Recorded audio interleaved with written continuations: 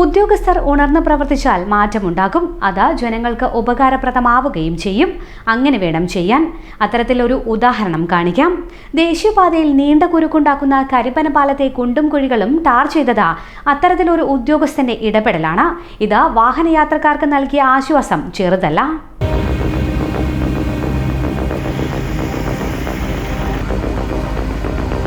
ദേശീയപാതയിൽ കരിമ്പന പാലത്ത് വെള്ളം കെട്ടിനിൽക്കുന്ന ഭാഗം കുണ്ടും കുഴികളും നിറഞ്ഞ വാഹനയാത്ര ദുഷ്കരമായിരുന്നു.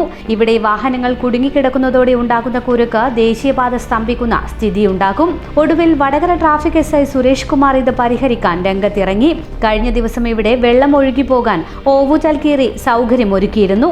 തുടർന്ന് ഇദ്ദേഹം ദേശീയപാത നിർമ്മാണ കമ്പനിയുമായി നിരന്തരം ബന്ധപ്പെടുകയും ഈ ഭാഗങ്ങൾ ടാർ ചെയ്ത് നൽകാൻ ആവശ്യപ്പെടുകയും ചെയ്തു.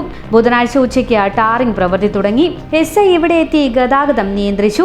ടാർ ചെയ്യുന്ന സമയം മുഴുവൻ ഇരുഭാഗങ്ങളിലെയും വാഹനം നിയന്ത്രിച്ച് ഒരു ഭാഗത്തുകൂടെ മാത്രം കടത്തിവിട്ടു. ടാറിംഗ് കഴിഞ്ഞതോടെ ഇതുവഴി തന്നെ വാഹനങ്ങൾ കടന്നു പോവുകയും ചെയ്തു. ഇത്തരത്തിലുള്ള ഉദ്യോഗസ്ഥരാണ് നമുക്ക് ആവശ്യം, ജനങ്ങൾക്ക് ആവശ്യം.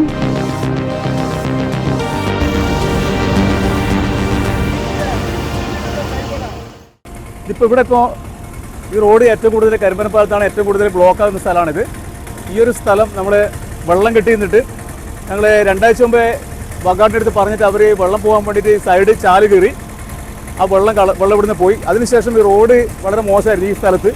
അത് ഞങ്ങൾ ഉദ്യോഗസ്ഥന്മാരൊക്കെ ഇതിനെപ്പറ്റി എപ്പോഴും പറയാറുണ്ടായിരുന്നു. അങ്ങനെ ഉദ്യോഗസ്ഥന്മാരെ അവരായിട്ട് ആലോചിച്ചു. ഞങ്ങൾ പുതിയ ഹൈവേയുടെ അടുത്ത പുതിയ ടീമുമായിട്ട് സംസാരിച്ച് അവർ എഞ്ചിനീയറോട് സംസാരിച്ച ശേഷം അവരിത് ടാർ ചെയ്യാൻ സമ്മതിച്ചു. അങ്ങനെ ഇതിപ്പോൾ ഈ ഏരിയ ടാർ ചെയ്തിട്ടുണ്ട്, മൊത്തമായി ടാർ ചെയ്തിട്ടുണ്ട്. ഇനി നമ്മൾ ഈ ബ്ലോക്കിന് വലിയൊരു പരിഹാരം ഉണ്ടാകുമെന്നാണ് കരുതുന്നത്. ഈ ഭാഗമാണ് ഏറ്റവും കൂടുതൽ നമ്മളെ ബ്ലോക്കായി നിൽക്കുന്ന സ്ഥലം. എന്റെ ഇഷ്ടങ്ങൾ എന്റെ ഫാമിലിക്ക് അറിയാം. Family wedding centre.